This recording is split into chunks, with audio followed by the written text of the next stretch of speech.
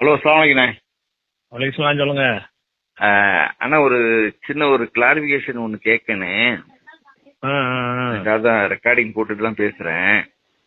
சரி. இந்த விஜய் சம்பந்தமா ஏற்கனவே ஒரு வீடியோ போட்டிருந்தீங்க, நேற்று கூட ஒரு வீடியோ போட்டிருந்தீங்க. ஆமா ஆமா.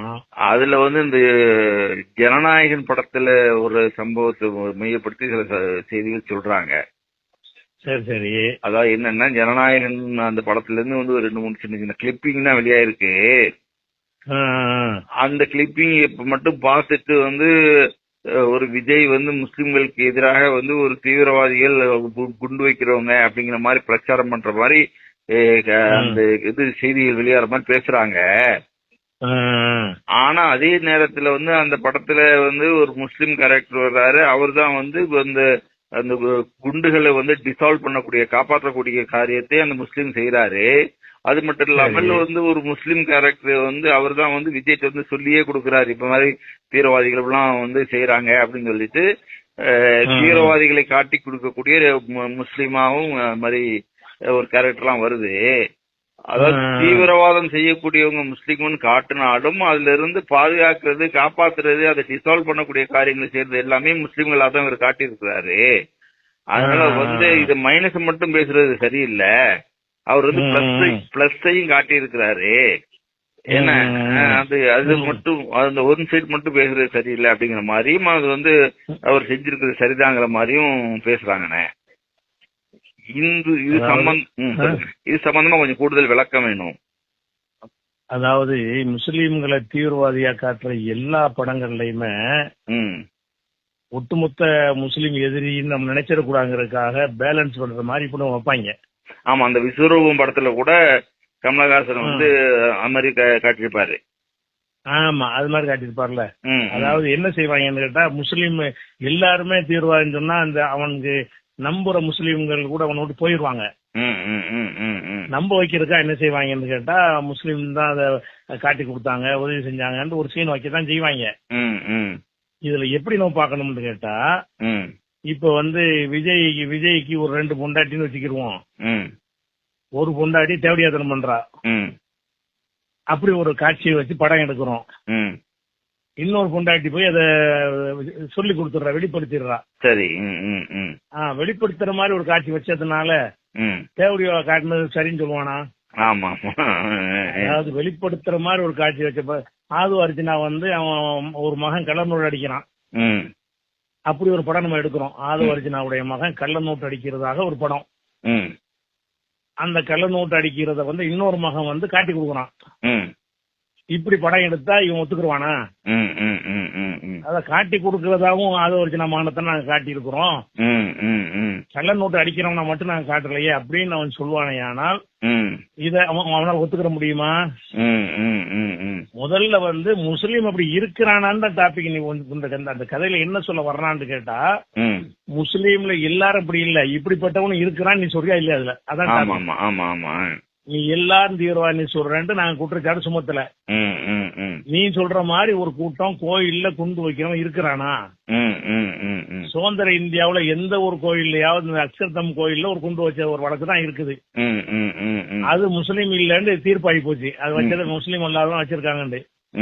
எந்த ஒரு கோவில்லையோ கோவில் திருவிழாவிலயோ முஸ்லீம் குண்டு வச்ச சம்பவம் இல்லைங்கும் போது பேலன்ஸ் பண்ற மாதிரி வைக்கிறவன் அவன் காட்டி கொடுக்கறான் சொன்னா அது பேலன்ஸ் எப்படி ஆகும்?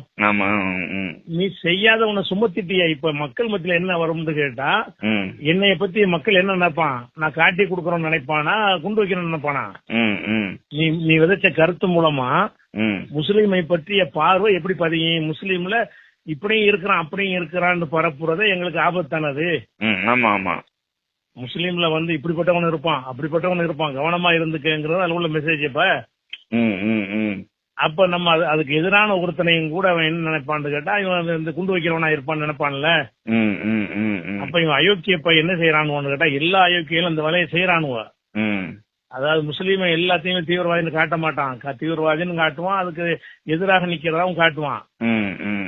அதன் மூலம் என்ன கருத்து மக்கள்கிட்ட போகும் என்று சொன்னால், இப்படியும் முஸ்லீம் இருக்கிறான் அப்படியும் இருக்கிறாங்கிறது தான் போகும். அப்ப அப்படி போக முடியும் சொன்னா என்னை சந்தேகப்படுவான்ல முஸ்லீம. முஸ்லீம்ல இப்படிப்பட்டவனா இல்லையே, எவனுமே இல்லையே குண்டு வைக்கிறவன். ஆமா ஆமா.